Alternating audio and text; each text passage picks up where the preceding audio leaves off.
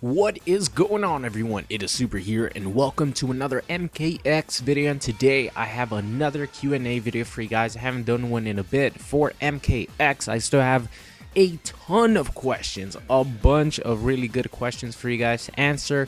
So let's get right into it. First one comes from DJ Overdrive, and he asks, what characters do I think are going to be in a Kombat Pack 3, if there even is going to be a Kombat Pack 3. And I'm still curious about that because if you guys remember, Ed Boon had suggested a Mortal Kombat X related announcement for EVO, but then after that, maybe a couple hours later, he announced that NetherRealm was going to increase the pot bonus to $50,000 for EVO. So that might have been the huge announcement, guys. So I don't really have my hopes up too much. I'm still looking forward to some sort of announcement or any information on MKX, Kombat Pack 3, or Injustice 2, anything from EVO. We're going to get something, right? So if obviously they don't have any announcement, that means there's not going to be any Kombat Pack 3. But if there is a Kombat Pack 3, there's really no tell what NetherRealm could do, because last year I had a bunch of predictions that never came true, and we got surprised by Leatherface, by Triborg with 4 robots. They could do anything, but I would probably call it maybe Rain, a guest character for sure, maybe Sindel, and either Baraka or another character, maybe Noob Saibot.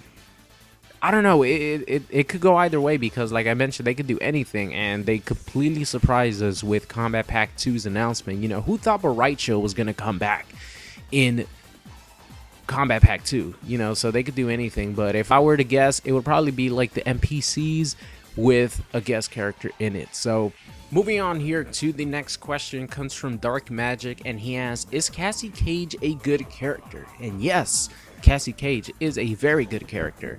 All 3 of her variations are, good and viable.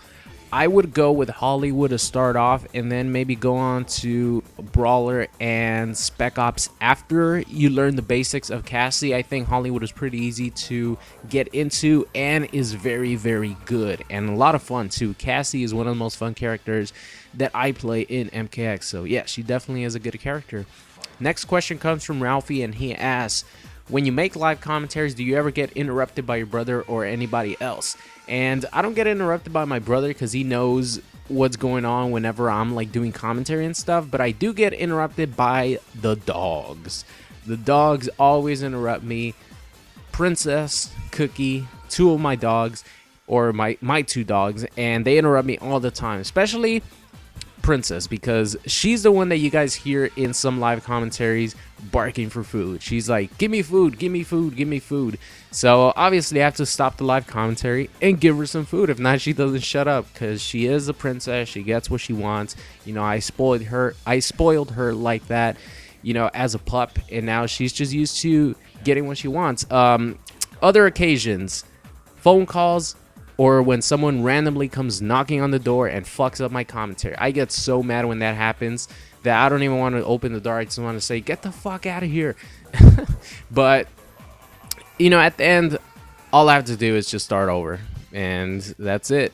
The only time where I've really gotten pissed off is, I think there was a phone call that interrupted one of my in the lab videos with an Injustice character. I don't remember which one it was, but if you guys remember those videos, like in the lab videos, I like to record straight on with no cuts, and they were usually 30 to 35 minutes just because I was learning the character and everything about him.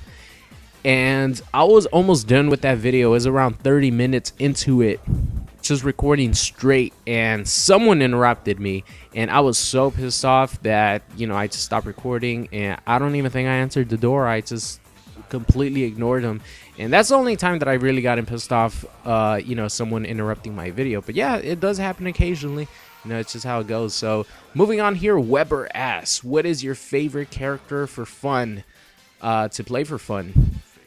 I think every character in MKX has its own charm to it. I think almost every character is really fun, at least the ones that I play. I play pretty much the whole roster excluding maybe 6 characters. But I think the character that I have the most fun with, and just visually I like watching him on my screen, and his gameplay is awesome, I think is Cyber Sub-Zero. Cyber Sub-Zero is one of my favorite characters to play in MKX. It's just a shame that they panicked so much when they released him. He was obviously an amazing character when he was released, but they panicked so much that they nerfed him to death.